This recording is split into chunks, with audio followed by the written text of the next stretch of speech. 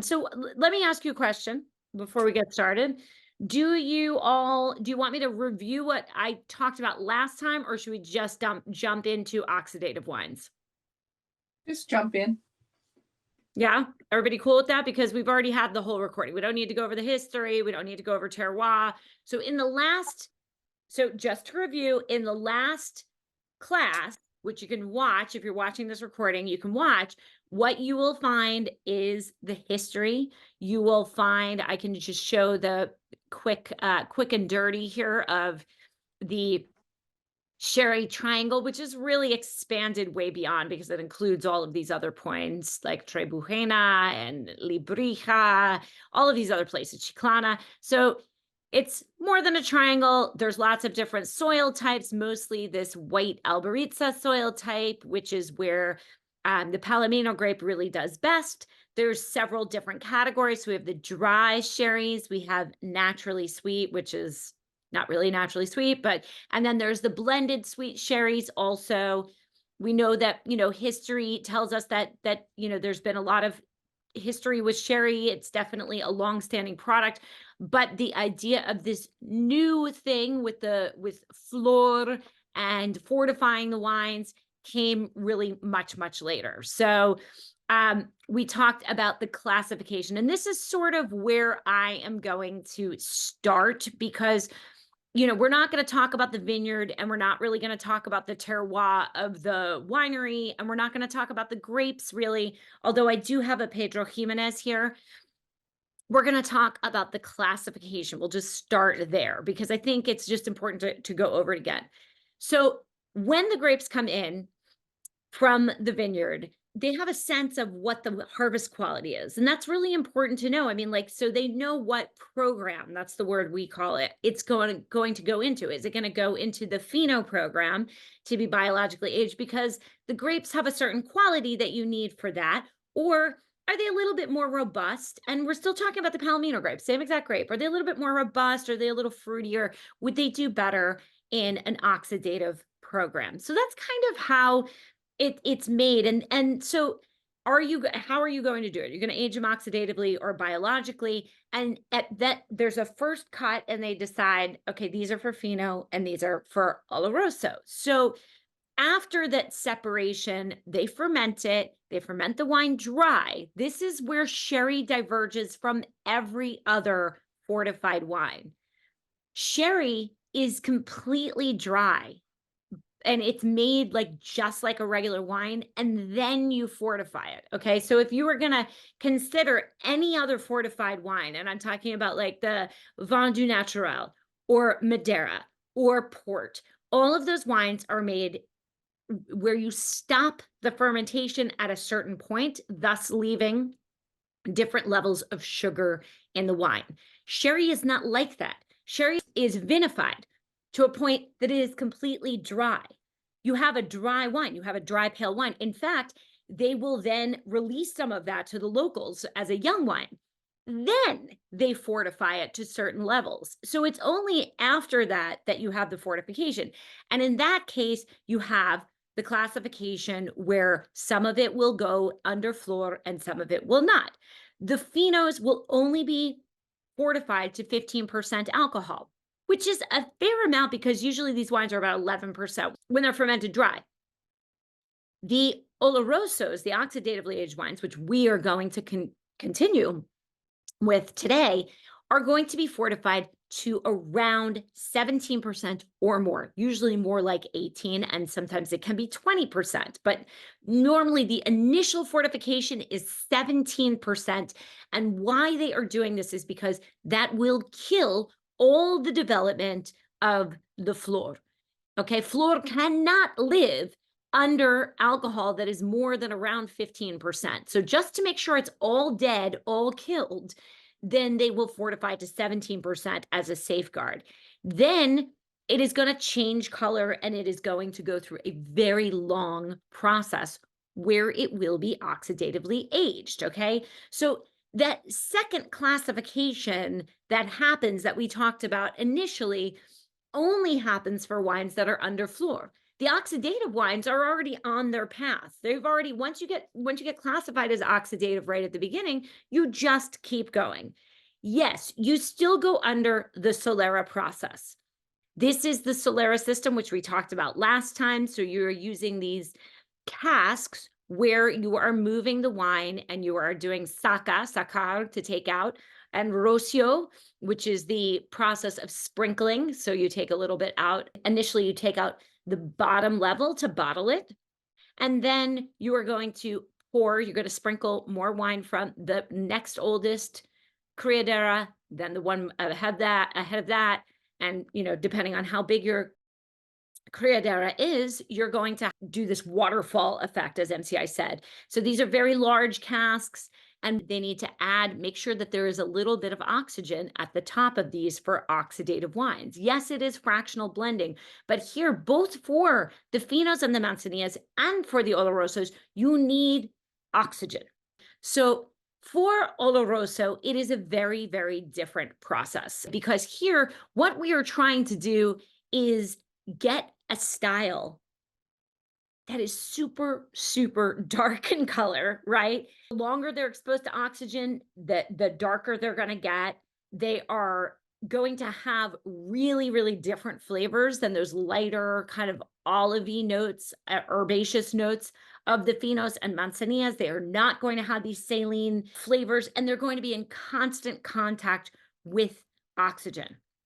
What that means is that the oxygen is then going to evaporate the water. It's going to leave the alcohol, but it's going to evaporate the water. When the water evaporates, what happens? The alcohol intensifies. That's why some of these, I don't know, mine is 19% alcohol, but some of them can get up to 20, 24% alcohol, depending on how long they have been in the Solera. You're going to lose 3 to 5% of the wine a year, and it is mostly going to be water that's evaporating through the staves in the barrel. You can leave these open for months and they will still be good because they've already been exposed to oxygen.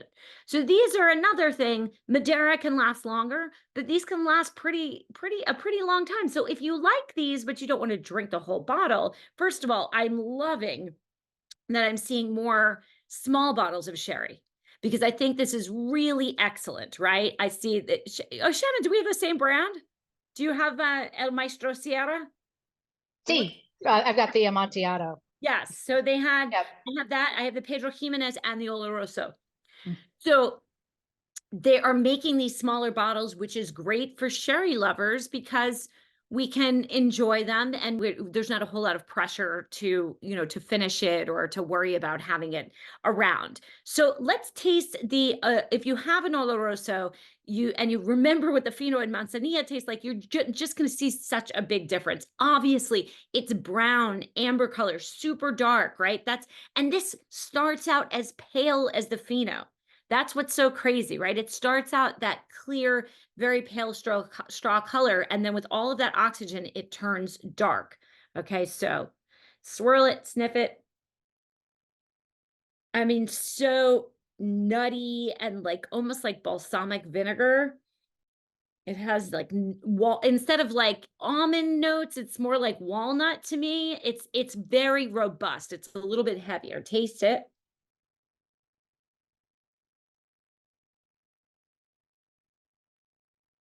It is really nutty and almost like woody, but not in it's almost like a spicy wood. It's way, way heavier than a Manzanilla or a Fino. These wines have this full, almost now on the finish, it almost tastes like fall. It has a fall-like character to it. They are heavier on the palate. Still, it's not like a Cabernet heaviness.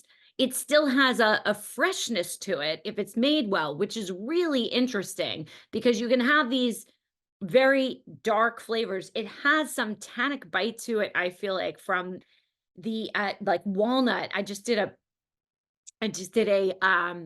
seminar and used walnuts. The faces on people were like, but I was trying to show them what tannin tastes like, and walnuts are a very good indicator of tannin, especially if they have skin on them. And this really has that walnut type flavor. So smoked cheeses, nuts, you can even have this with mushrooms and beef and things like that. If you have an Amontillado, which I know at least Shannon does, these are the same thing as a Fino or a Manzanilla. It starts its life out under floor, and then either they decide it doesn't really seem like it's going to be able to be a Manzanilla or Fino. It doesn't have those fine characteristics. It's not light enough or fresh enough. So we're going to fortify this to 17%, and we're going to age it just like an Oloroso, but it spent some time under floor.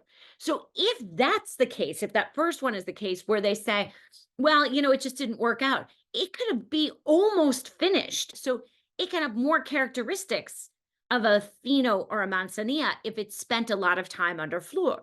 Or what can happen is they put it under floor, and actually this can happen in any case, and then the floor just starts to die. There's not enough nutrients in the must. They can't keep it alive. It's not working. They'll fortify it to 17% or 18%, kill off the floor, and then age it oxidatively. The thing about Amontillado is that it has the best characteristics of a Manzanilla and a Fino, and the warm nuttiness of the Oloroso. It is, in my opinion, the most complete. I like it the best of all of them. I have not had enough Palo Cortado to know. I have to be honest, because it's also made in a very, very similar way. But the complexity of an Amontillado is that it has what is really great about a Fino and then what is really great about a Oloroso together, which in all things considered, it really is I think it's a great place to start in sherry because it's not one extreme or another. And you can pick out one thing or another from each of the wines that you taste afterwards. So I think Amontillado is an excellent starter. A lot of times they're not quite sure that it's going to be an Amontillado. It will start out as a Fino or Manzanilla, and then they'll decide. Palo Cortado is very intentional. So they mark these wines for Fino, but then these very special characteristics start to develop, okay? And they notice that these are things that are typical of a Palo Cortado. So I don't know exactly, like I said, I don't know Palo Cortado well enough, but I do know that these tasters know that of all of the characteristics that a Fino or Manzanilla could have, the Palo Cortado is the rarest of them, and they will classify things as a Palo Cortado only if they exhibit these rare and amazing characteristics that are elegant and soft and not like a Fino and not like an Oloroso, but some really amazing style that's still much more elegant even than an Amontillado. So Palo Cortado is its own category. The best Palo Cortados are quite rare and quite expensive. It's gotten to the point where Lustau, that we talked about last time, like they'll make a Palo Cortado all the time, but most bodegas who are very high quality will not do that because they are looking for very, very specific things in their Palo Cortado.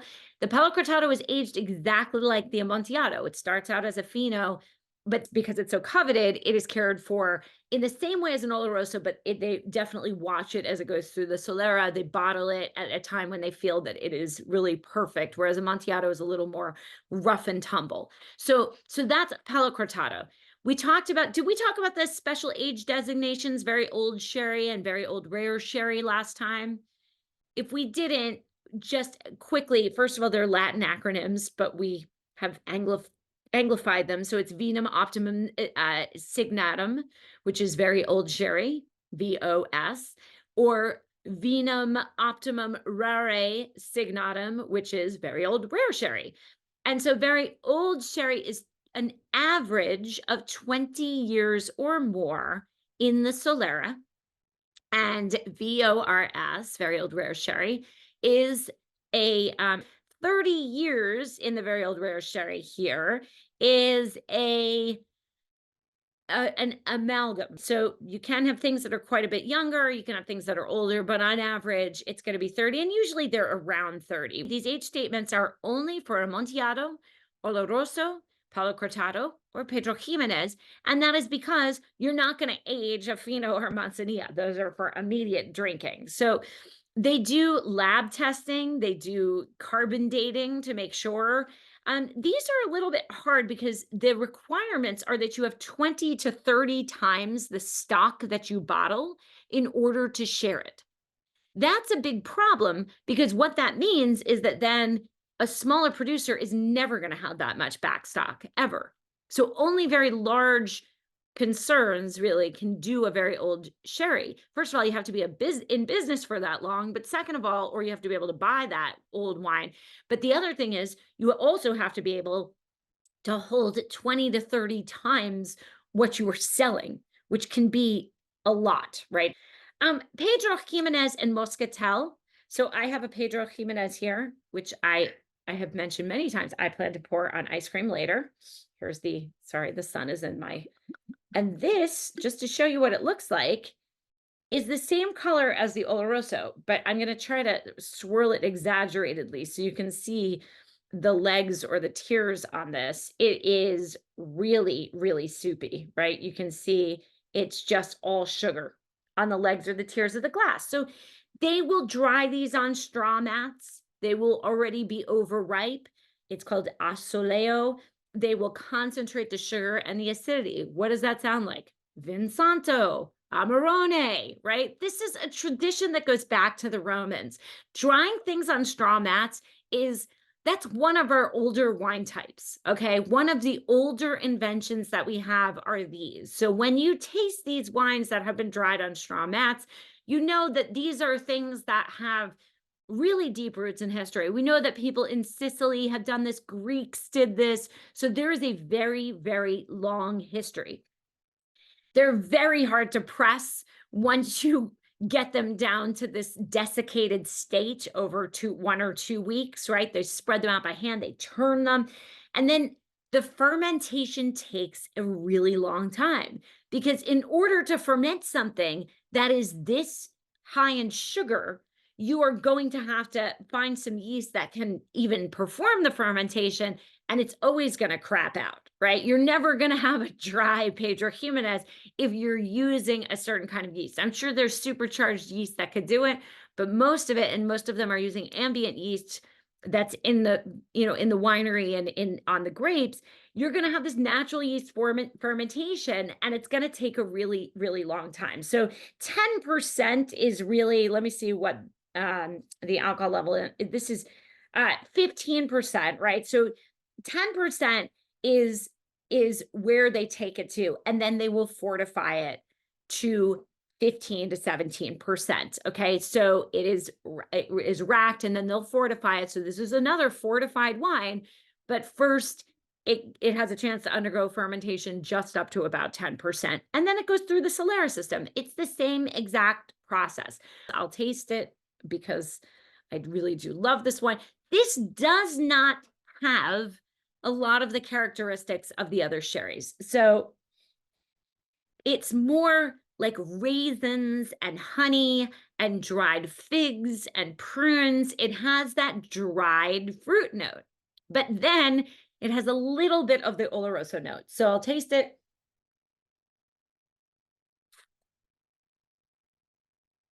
It is so sweet, like confectionery sweet, but it also still has a lot of this interesting stuff going on. Wow, that has a lot of like strawberry and raspberry notes also, in addition to some of the fig.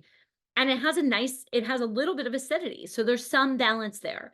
It's a great after dinner drink. It's great as something like that. Is it something you're going to enjoy all the time? No. As I told you, I plan to pour it on ice cream. It's like alcoholic chocolate syrup. That's how I look at it. It's really great. To be complete, cream sherries are important for us to go over. These are sweetened sherries. So you blend dry sherry and sweet sherry together, and some of them are finos and manzanillas, and some of them are amontillados and olorosos. So you have medium sherry. Pale cream sherry is a fino or manzanilla pale, right? So fino and manzanilla are pale in color. You add grape must, rectified concentrated grape must, which is sweet. And then it's usually going to be medium sweet for a pale cream sherry. Then you have cream sherry, very sweet. The base is going to be Oloroso, and that is blended with Pedro Ximenez and Muscatel. I could make a cream sherry right here, right? Then you have East India sherry. East India sherry is similar to Madeira. Pedro Ximenez is added to Oloroso, so it is like a cream sherry, but then it is aged in warm parts of the cellar to mimic that ship journey. So there are some decent cream sherries, but for the most part, they really are associated with cheap wines. That's where sherry gets its bad reputation, honestly, because when you think about what the British really liked, they sort of strong arm sherry producers into making those blended sherries. That was not the tradition. So the desire for a port-like beverage out of sherry created these wines that had a sherry take on them, but were sweet. So those are really the main types. Muscatel, it's made outside or grown outside the sherry triangle, vinified inside the sherry triangle, so it's kind of grandfathered in. It's a little bit different, but Pedro Ximenez is considered really the high quality one when we think about, the sweet sherries. So those are, I mean, that's really what we have. I think that if you've tasted both the sweet sherries and the dry sherries, there's something similar, but for the most part, they're quite different. And I think the biggest difference and the thing that really, really is striking is how this Oloroso is the same grape and the same thing, just done with a lot of oxygen as the Fino and Manzanilla. It doesn't taste like it at all. So the breath, when people say that they don't like sherry or they don't get sherry, the question you need to ask them is like, which one? Because I think that, again, if you have Amontillado, it's a little bit more accessible. If you have Oloroso, it may be more accessible. Fino and Manzanilla are usually where we end up, right? That's our last one, because those can be really harsh and they're hard to take. A dessert sherry is something completely different. And then like cheap blended sherries are not even, they don't really have a whole lot to do with the dry sherries. So I think the sherry, the Consejo Regulador has done a very nice job of breaking out, and that's really a relatively new classification of them, saying, okay, there's three types. There's dry, there is sweet or naturally sweet, and then there are these blended cream sherries. And I think that by doing that, it really does allow us to think about them. Okay, well, you maybe want this as a dessert wine, but really the category most of us are going to play in are the dry sherries. But then even there, which one? Because oxidized wine and non-oxidized wine, even though they both go through the Solera process, are completely different. The flor, the terroir of the bodega is going to give you something very different in a Fino versus a Manzanilla. And then an Amontillado, a Palo Cortado, and an Oloroso are all going to be on the spectrum of difference. And think about what I told you about Amontillado alone. The more time it spends on their flor, the more like an Amontillado, more like a Fino or a Manzanilla it is. The less time it spends, the more like an Oloroso it is. So there is a great range of sherries, and I like them all. I will say that I like them all, but it took me a while to get there. It definitely did. So that's kind of the spiel. What questions do you have? Yep, Linda, you have a Palo Cortado. I'm actually a total, believe it or not. I found it. Yeah, I really like it. But tasting it next to the Oloroso, it's like the salinity is gone in right. the Oloroso, but it's a richer, there's more richness with regards to the nuttiness and everything in the Oloroso. Like you hit it on the head. I was trying to figure out the difference. It's more woodsy. Yep. Very woodsy, very outdoorsy, very fall-like, winter-like wine for sure. Yeah. Galt and Lyle asked, after opening an Amontillado, do you need to drink it right away? No, you do not. That can last a couple of weeks. So an Amontillado is semi-oxidized. It will not last as long as an Oloroso, but you have 2 to 3 weeks to drink an Amontillado. No problem. Probably even longer, but I'm just being on the safe side. I'm giving you like the dairy expiration date, which we all know we could go past that. That's cool, because I have one here. It's a full-size bottle, so I'm about to open it. Yeah, you got weeks. You had a couple Cool. weeks. Yeah, you're good. Just get some of those Trader Joe's Marcona almonds, and you can have a little nip. I already have them. Yeah, well, good. You can just have a little nip, when you're working away. Perfect. You can't run right now, so That's a You look perfect good. alternative. You look good. You look good. Okay. Linda, Shannon would like to know what Palo Cortado. This is Gonzalez bypass, Bayash. Yeah, Bayash. Yep. So 12 that, years. yes, Gonzalez Bayash, they were on the show. They came on because they do Tio Pepe. Yeah, and I mean, I Mhm. like it. It's definitely different. It's in the family. You can as a chemist, I really admire the way these wines come together when you think they start with the same basis and go so many different directions. Isn't it crazy though? I mean, the way that they thought of making these wines, to me, that's an ongoing, like, I have nothing but respect for these people that make some of these fortified wines, Sherry and Madeira being the top, right?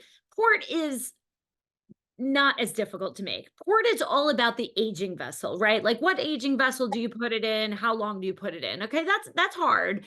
But this is a whole other level. I mean, when you think about how they have to go through these processes, and a lot of it beyond the chemistry of it, when you think about that someone tastes a pheno and says that has characteristics of a Palo Cortado, and we're going to move it into, there's no way to chemically analyze it. It's just a sense. It's a feeling of experience of knowing I have done this for so long, and I know that this wine is going to be appropriate for our finest. So it's this whole combination of art and science. And they really have a feel for this. I wish that Sherry was more appreciated. I think that it is the most work of any winemaking by far. The amount of work that they have to put in is insane. And the fact that it's so inexpensive is a little heartbreaking, frankly. Yeah. Chris and Heather, oh, sorry, wait, Luann asked, or said you can use sherry in cooking. So I did a long time ago. I think it was actually the first Patron tip I ever did. It was on sherry and cooking sherry, I think. It was one of the first ones. So just know, yes, you can use sherry in cooking, but just know that it is not the same as cooking sherry. So cooking sherry is, I am not actually even sure what it is. It could be cast-offs from the bodegas, but it is heavily salted and peppered and seasoned. So that is very different from using this. So that's what I would just caveat emptor. Chris and Heather, is the Amontillado aged less than the Oloroso? Not necessarily.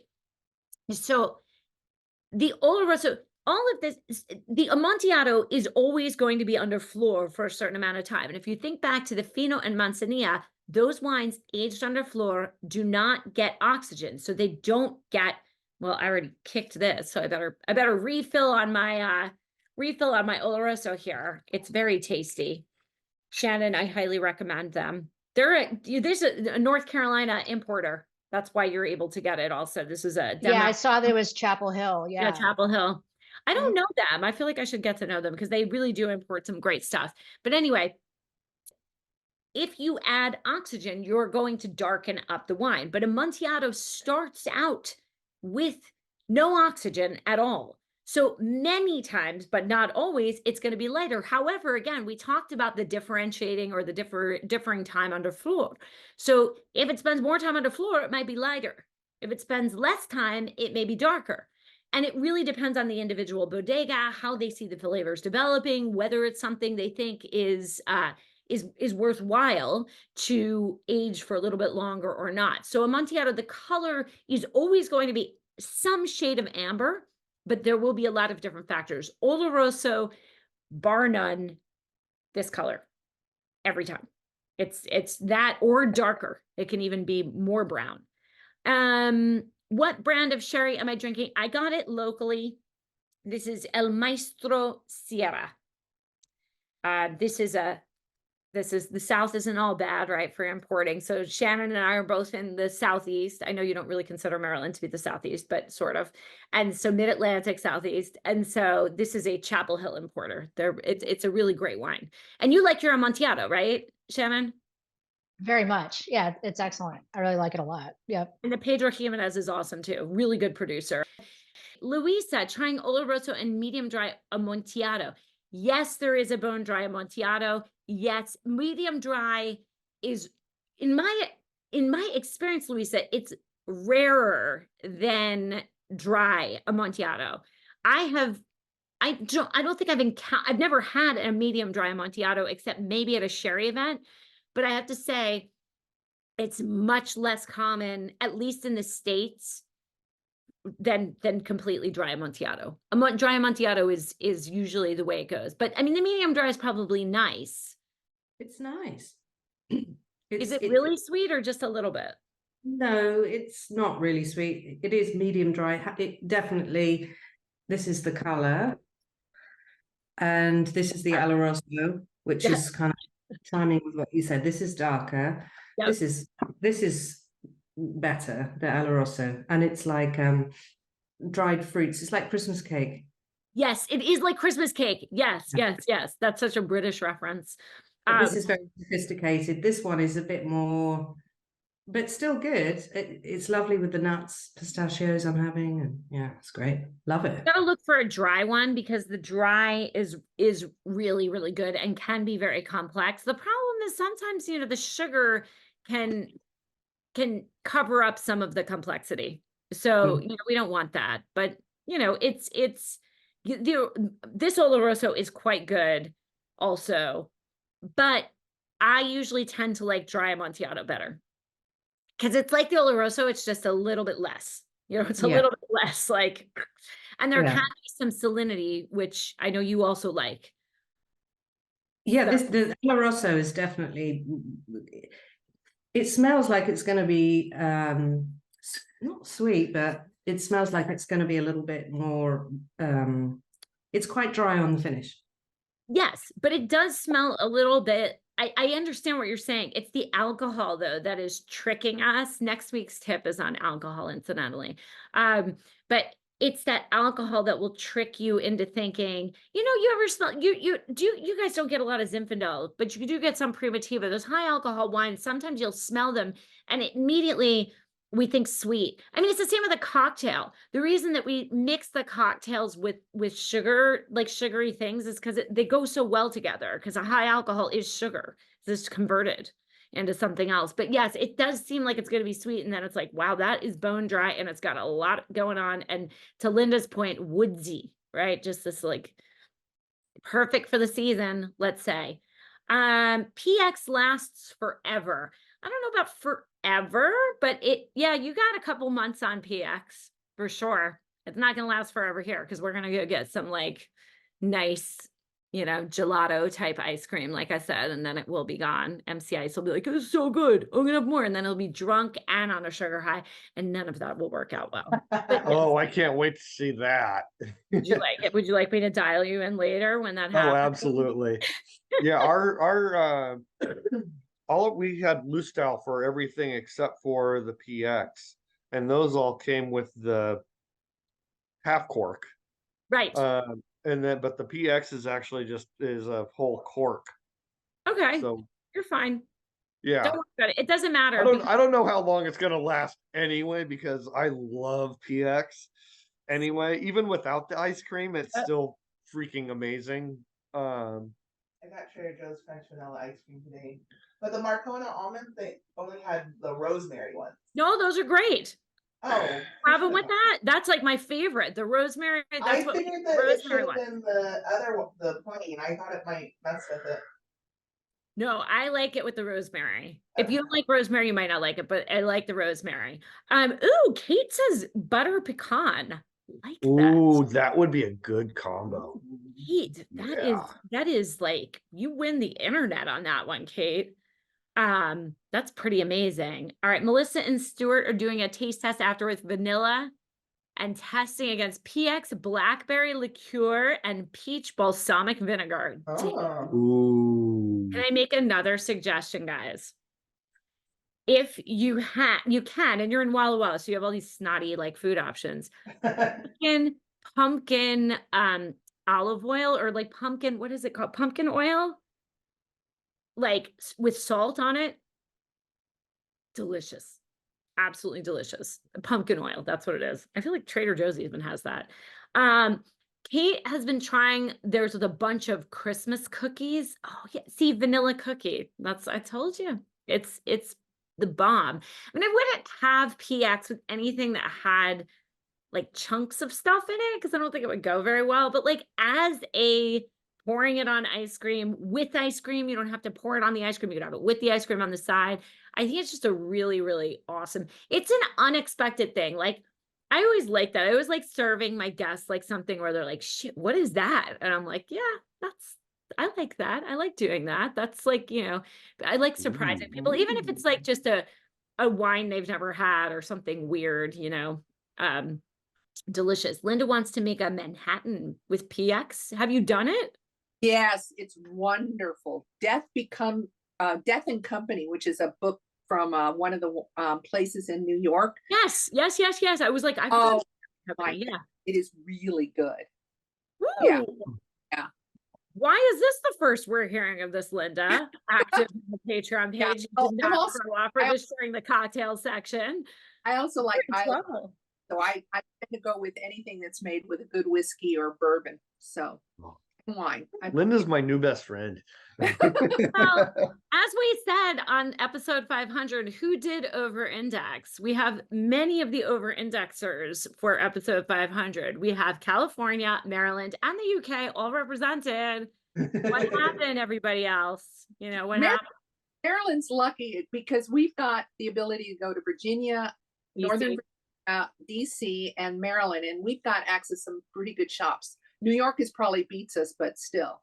New York does beat you, but you guys have awesome wine stores. And I feel like I want to do so on the independent wine list, that shops of the shops on the website, there are so many in DC that I have not been to, and I need to go because the other thing is that, my dad lives there, so I could just have the wine ordered to his place. And then when I go see him, just pick it up instead of having to go to all the stores. Luisa had an Oloroso produced for Waitrose. Lustau is tough, is tough for me. So they have, okay, so a couple things. They are I think they're the biggest producer. Gonzalez Bayesh might be because they're one of the oldest, but Lustau is very big. Not only is Lustau big, if you want to get a sherry certification through the Wine Scholar Guild, you have to buy Lustau products and you have to take the Lustau course, but they make you pay for it, even though it's a giant branding exercise for them. So I find that objectionable in and of itself. That's one thing, but also Lustau makes, they are the big generic producer. So they have wines at Total Wine, which is, Luisa, you've heard us talk about Total Wine 100 times. It's a big, it's our only big wine chain in the United States. There's Bevmo, but that's really regional. Total Wine it's a blessing and a curse at the same time. On the one hand, it is fantastic because if you can't find something locally, generally speaking, they will have at least one example of it, but a lot of times it will not be a very good example of it, which can suck, right? And turn people off. And they do a lot of weird, it's because it's big and they don't have great training. There's all sorts of issues with it. But on the other hand, in wine deserts, they can get a lot of different wines at Total Wine. So God love them for that. And they've definitely done a lot to get wine in people's hands. So that's one. But they sell almost all Lustau products, right? So if you go to a big grocery store, they're going to have if they have any sherry, it will be Lustau. It might be Osborne, which is the lowest. I will say they had a pretty darn good. They had every example of every sherry you were going to talk about at my Total. Every single one. How many different versions? They had more than one except for the Palo Cortado. That was the only one. Right. Yeah. Well, But that's, in multiple. fairness, you're also in Maryland, which is where they're based. So because I'm in the one I'm at, you wouldn't think it's Prince George's County, which people in my area know what that is. But Fort Meade is there and they get the military, and the military, I think, are used to trying different things. And I think if we get better ones than the one by McLean, Virginia, where my daughter lives in Falls Church, we sometimes get better wines there. Right. So, Again, Total Wine started in Maryland. Yeah. It's a Maryland-based company. I think there are more Total Wines in Maryland than anywhere else because of where it started. And because usually when you're near the mothership, you're going to get the best stuff. And they're also, because it is a sophisticated market, they're going to try stuff. That's the Yeah. other thing. So if you are near the mothership, a lot of times they are going to try things on their customers there because they know they set that first one up for a reason, right? Because you're more sophisticated than the average bear. So yes, you're going to have more things. I mean, that's the other thing that I always tell people, like, people say, oh, why don't you shop at wine.com? Wine.com is great. In North Carolina, wine.com is terrible because it's all by state here. I can't get what you can get. It doesn't work on a national scale. So it's only what they have licensed in the state of North Carolina, which a lot of times is incredibly limited and also more expensive than where I can get it elsewhere. So New York has a separate system, their own Total Wine stuff. California has access to everything because it's again where wine.com is set up. So if you live in a state already that has a good selection, you're going to do well. North Carolina is meh. I can do better shopping in places in New York than on wine.com. So it's incredibly regional. That's why it's very difficult to explain to people because they're like, why don't you shop at Total Wine? Well, my wine.com, or why don't you shop at wine.com? Wine.com in North Carolina is not very good. So that's why. Very strange, I know. So Louisa, I have a question for you about that. Are you still here? Yes. About choice in the UK. My understanding was that you guys have a lot of choice in the UK. Is that not right? Like, I thought that because you can order stuff from everywhere, like you don't have the same legalities we have. I mean, I know Brexit has really ruined literally everything, but isn't it like, I felt like, so when Ian Rennick, I was really good friends with him, and I'm so sad that he got out of wine because he was such an asset for the wine community, but he said that they really have a lot of access to everything, but you feel like that's not true. I mean, like, I would die for a wine society. I want to have Tanners and the wine society. We have access to lots of things. Sorry, I was just washing up my nuts. Oh my gosh, no Bob. worries.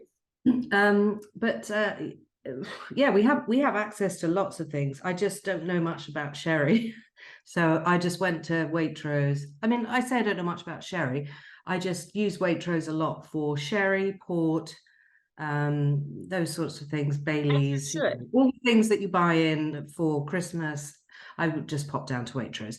I'm serious about other wine, and that's, of course, sherry is wine. But when I buy wine, whether it be rosé, white, or red, then I'll go to more serious places. But I don't know sherry so well, so I will look around, because of course there'll be some amazing sherries that I've tried tonight. I love that Oloroso that I can get in a more sophisticated place.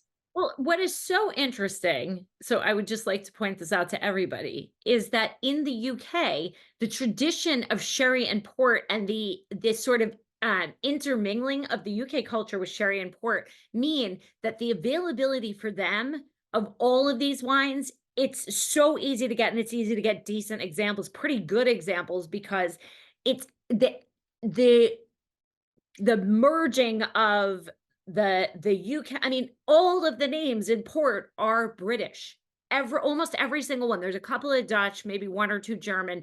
Everybody else is British, and a smattering of Portuguese, but it's almost all British who have done the port thing. They own the port lodges.